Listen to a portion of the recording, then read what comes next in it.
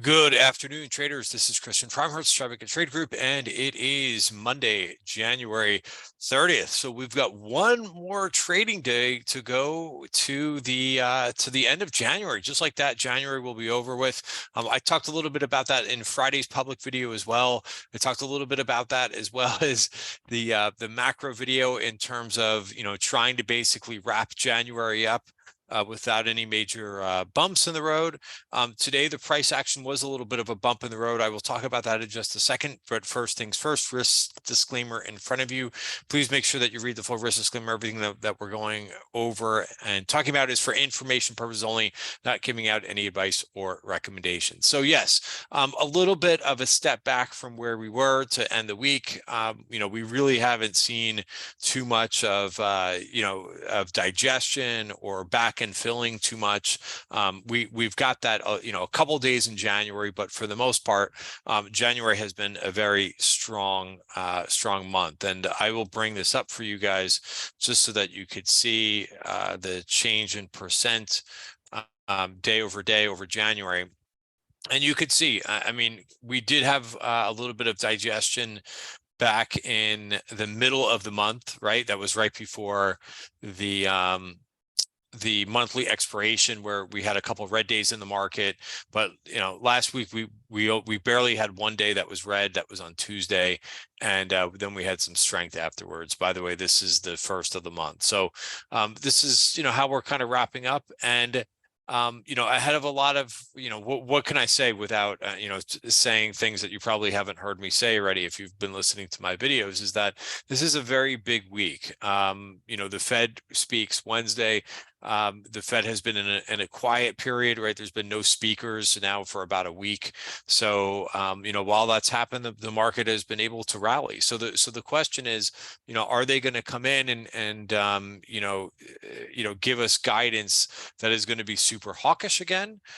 Or is it going to be more in the middle of the road? Are we going to hear things like, hey, we're on the road to kind of finishing rate hikes, or are they going to really leave it open-ended? Those are some of the things that we look forward to possibly hearing in 2 days from now. But the markets are going to jostle around, especially when they've run up as much as they have. So the Qs were down 2% today. Taking back some of those, crazy gains that we saw towards the end of last week, where we basically saw a lot of momentum rally pretty hard. The small caps were down 1.3% and SPY was down 1.2% for the day. Volatility did rise. The VIX was up 7% to close just a little bit under 20. But breadth was one of those things that we kind of, as always, we could kind of figure out what that's telling us early in the day and whether or not it's a big day to kind of take risk or not. Also, the US dollar has been kind of grinding higher a little bit. I want to show that chart first before we kind of talk about some things to watch in the levels to watch in the indices. Sorry. Sometimes I try to multitask and it doesn't work. But we're right at the bottom of value for the year on UUP, and you can see it was up 35 basis points. So it's trying to carve out a little bit of a bottom here. It doesn't seem to have any major momentum yet, but you can see this is the first day where we really kind of turn the corner on the 5-day moving average. Again, it's one of the reasons why I have the 5-period moving average on my charts, is it kind of tells you what the short-term trend is and whether or not we're trending or we're kind of shopping around. One of the charts that I've also been showing as comparison is the nat gas chart, right? And the 5-day moving average and how price has been trending below this, right? I'm not going to catch a falling knife. I'll wait for this to basically absolute bottom and play that game of predictions and wait for it to get above the 5-day moving average. And that could happen in one day. But UUP is looks like it's kind of changing course a little bit. And we'll see. I think also things like the precious metals, gold, they will be very whippy this week, because it's not only the Fed meeting on Wednesday, you also get an ECB on Thursday. They're now pricing in 50 basis points. But if you've been watching, and paying attention to what Christina Lagarde has been saying, she's been a lot more hawkish than the US Fed. So even if you get through Wednesday unscathed, I think that you want to kind of listen a little bit to what Christina Lagarde has to say too, right? And I know this is, these things are kind of complicated, right? And they are distractions for they can be distractions, or they can be kind of changes in price action. So, that's why I think it's important to pay attention to. And, what could ease your mind a little bit is, we're just basically getting through the first month of the year. There's so much more to come. There's no reason, in my opinion, now you could think differently unless you really think you know what Powell or Lagarde is going to say, but there's no reason to kind of really stick your neck out and go crazy with a risk here. Let me go back to, so we talked a little bit about the dollar maybe changing gears a little bit. The S&P. So let's talk about this chart first, right? So you've got your breakout of value, and now you've got a little bit of a back test. Perfectly normal to get the back test after a breakout. What we want to see in the next couple of days, and again, it may not happen tomorrow. We may get more of this type of price action tomorrow. Wouldn't surprise me. But 40.24, maybe the 200-day moving average, maybe some of these moving averages, would like to see price kind of hold in here and build from there. We'll see if we get that. Also, one thing to watch too, right? Remember this level 40.24 for just a second, right? When we go to the 1 hour chart, right? I always do a little bit of explaining with this, and we just updated our or we're in the process of updating. I have a profile sheet that is pinned to my profile page about what the market webs are and how to use value areas. But right now, if you look at the top left of your screen, it says bearish 80% rule. What does that mean? Well, it means, so first of all, sorry, I'm getting ahead of myself. The value area for the week, right, which is this box, this is based on roughly one standard deviation of the price and the volume from the previous period. Well, what's the previous period? Well, the previous period is last week's action, right? Because again, we're on a short-term chart, we're on the 1 hour chart, but this will tell you all the price action and the volume that happened last week. When we put up one standard deviation around that, we get a really good support and resistance level. All right. So if you're following me so far, you could see that we broke into the value area. We came back up around 9 o'clock this morning, try to get back out of it and failed. Right. And now where the 80% rule comes into play is if you start a period either above or below, and you break into the value area, there's a 80% chance that you go all the way through from one side to the other. So what I'm looking for is this 4008 level. We'll see if maybe price gets down there either tomorrow or Wednesday, and if we hold it, right, and then bounce. That's what I would be looking for. And again, that's 4008 on the S&P chart is really not too, it's going to be a little bit inside the value area, but it's not going to be, should be right around that 200-day moving average. All right. So that's what I'm watching for the next couple of days. Now that 80% rule is in effect, let's talk a little bit about, well, I'll bring up Qs instead of Nasdaq futures, but notice also, this is something I talked about, I think in Friday's video, right? So just like we talked about the 80% rule, that's currently in effect on the 1 hour chart. And now we're looking at the daily chart. And now notice that the 80% rule is already complete for the Qs, right? We started in this situation below value. We made it inside the value area and we traveled all the way to the top of value. That rule is complete. It's done. There's only one pass through.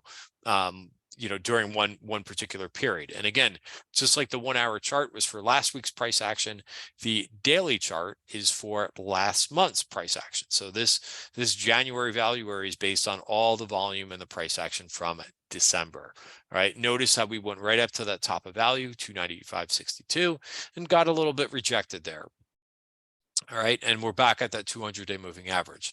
So we could begin to actually shift before I go to the 1 hour chart, but we could begin to kind of shift our eyes towards what the new value area is going to look like, right? This will be the February value area.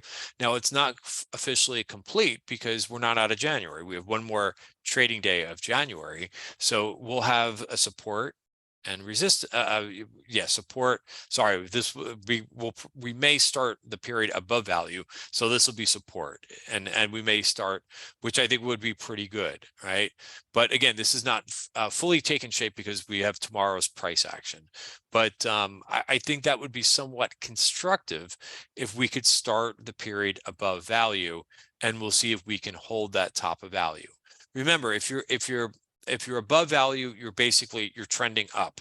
If you're inside the value area, you're range bound. And if you're below value, you're trending down. So I favor when we start the period, either right at the top of value or above, because we have a better chance of trending to the upside.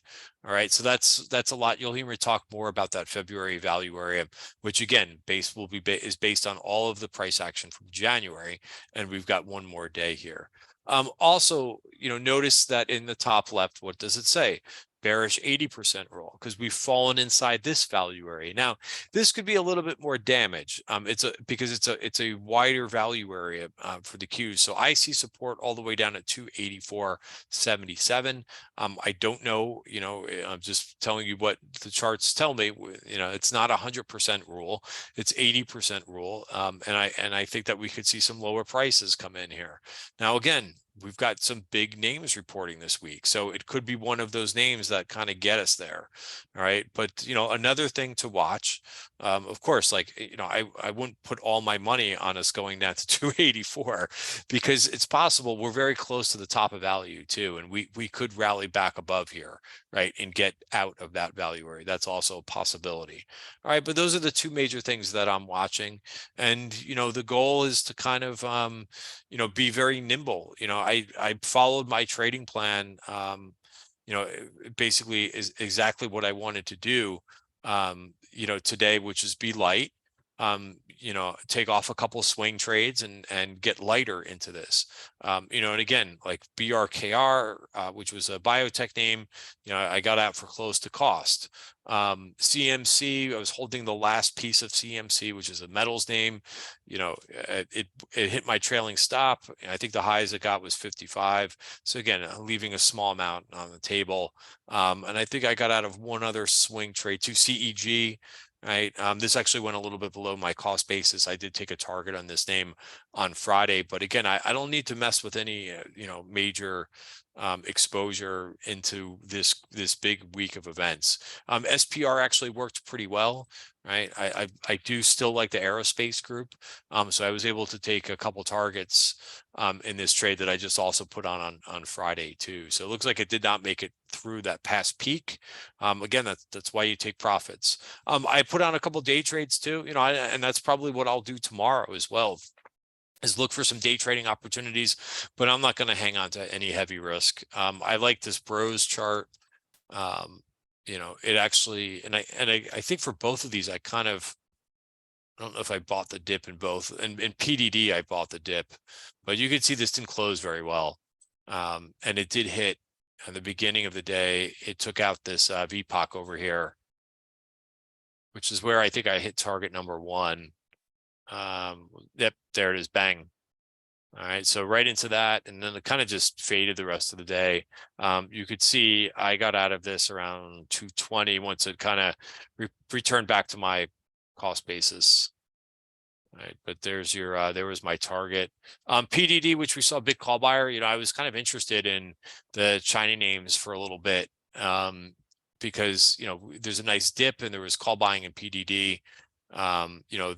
These names are trending now, kind of step back, but again, I don't need that risk, of adding a China name, which really can move around. Baidu's kind of interesting. It held up a little bit better, actually much better than the rest of its group, talking about that they might have their own chat product. Artificial intelligence. So that kind of brought a buzz to this name. A couple other names that I'm watching, and again, just a lot of watching. Boeing, I still have like a residual position left over. I'm waiting to see if this can kind of reclaim that 5-period moving average. I like how it's kind of settling in a little bit after earnings. Right. Another name too that I like a lot, which also works in the aerospace group, it's Tech, but it didn't hold the 20-day moving average. So that's kind of a problem, right? And that's why, putting together a watch list, which is what I do every weekend, just as a basis to kind of know what I want to watch. But again, sometimes you do a lot more browsing than buying or trading. And this is one that I browsed today, but hey, it's breaking the 20-day moving average. So, I'll wait for it to get back above that at least. All right. And then one other name too that I was watching, which for whatever reason, I just drew a blank in terms of what name. But there's a few, right? There's,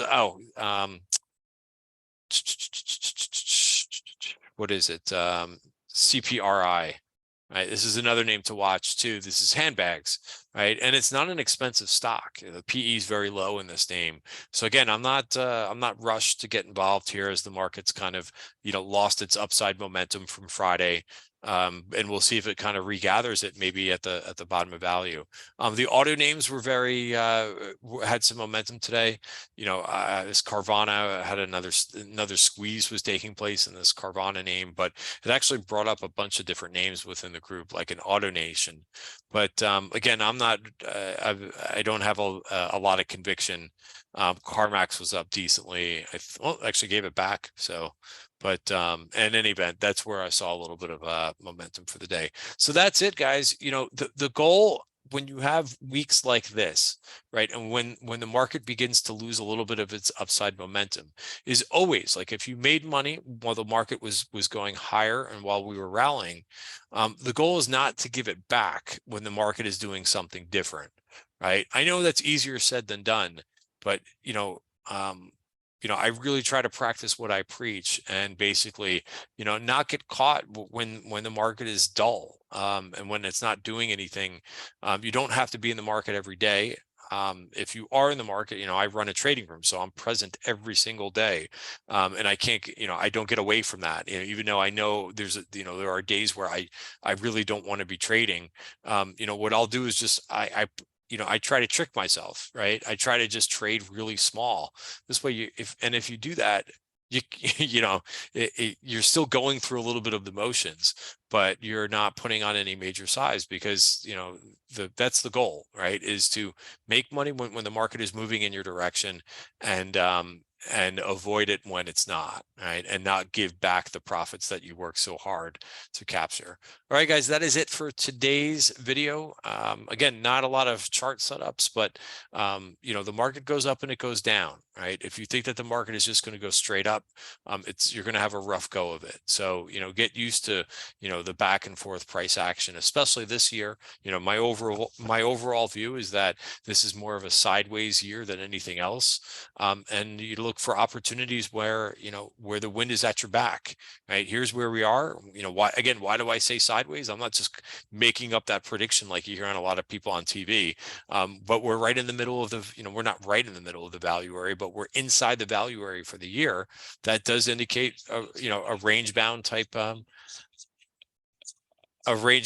year. So that's what I'm sticking to until I see something different evidence within the overall charts and the indices. Have a great night, everybody. See you tomorrow.